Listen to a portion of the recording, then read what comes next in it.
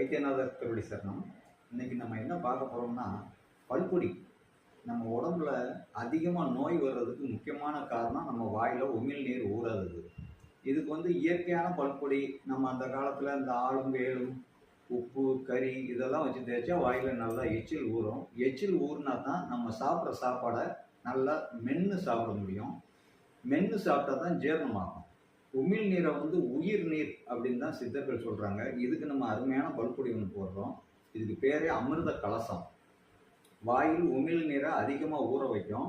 நீங்கள் நிறைய பேர் கைட்ட தட்டி கையில் எடுத்து தேய்க்கிறது ரொம்ப கஷ்டமாக இருக்குன்னா ஒன்றும் கஷ்டம் இல்லை. இதில் லிப்ட் டாப் மூடி இருக்கும். இந்த மூடியை திறந்துட்டு வாயில் கொஞ்சோண்டு ஒரு 3 தடவை தட்டினீங்கன்னா ஒரு 1/4 டீஸ்பூன் விழும்.